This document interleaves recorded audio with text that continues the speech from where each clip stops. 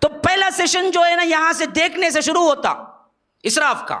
اور یہ ہمارے کلچر میں یہ چیز ایسے بنا دی گئی ہے نا کہ لڑکی کا باپ ہوتا پہلے جو انہیں کیا ہے پڑوا بن جاتا. انہیں اسے کیا ضرورت ہے بھائی نیچے ہونے کی؟ کیا لڑکی کا باپ ہونا کیا ہے عار ہے، شرمندگی ہے کیا؟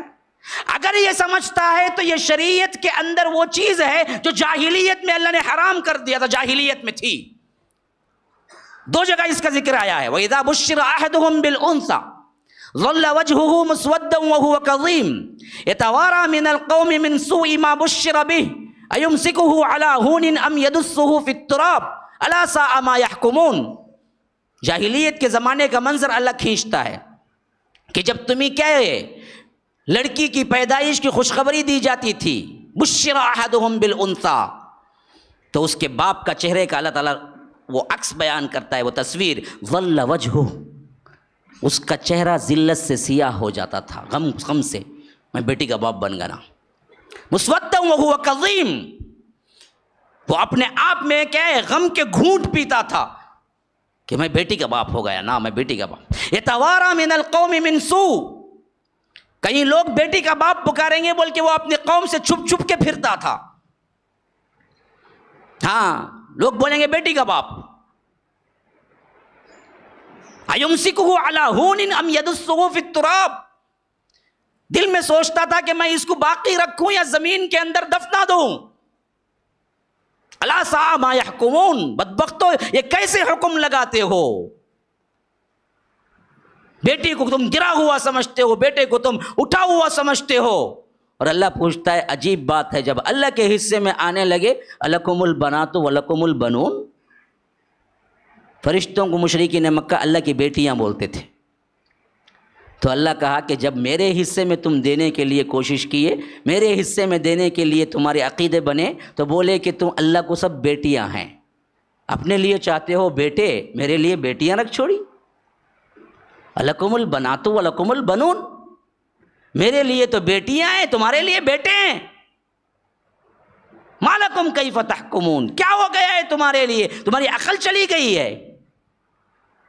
بیٹا بیٹی کا یہ ڈیفرنٹ شریعت نے تمہیں سکھایا ہے. وَإِذَا الْمَوْءُودَةُ سُئِلَتْ، ایک ایک لڑکی جو دفنائی گئی ہے اس سے ضرور پوچھا جائے گا قیامت کے دن کہ کیوں دفنائی گئی تو. تو آج سمجھ لیجئے بیٹیوں والے باپ مسکین صورت بناتے ہیں، یہ شریعت کا مزاج نہیں. وہ ڈنکے کی چوٹ پہ خوش ہو کے کہنا چاہیے کہ میں بیٹی والا ہوں. اللہ کے رسول صلی اللہ علیہ وسلم بیٹیوں کے باپ تھے، ان سے بڑھ کے افضل ترین کون ہے؟ اللہ کے رسول صلی اللہ علیہ وسلم کی نسل بیٹیوں سے چلی، ان سے بڑھ کے افضل ترین کون ہے؟ کون بدبخت کہتا ہے کہ بیٹی کیا ہے عار ہے، شرمندگی ہے؟ اگر تمہاری یہ سوچ ہے، یہ جاہلیت کی سوچ ہے جس کو مٹانا چاہیے. بیٹیوں کے لیے تو کیا ہے افضلیت ہے.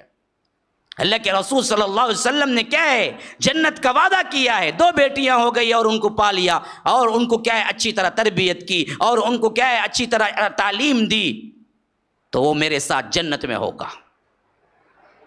بیٹوں کے لیے نہیں ہے کوئی چیز.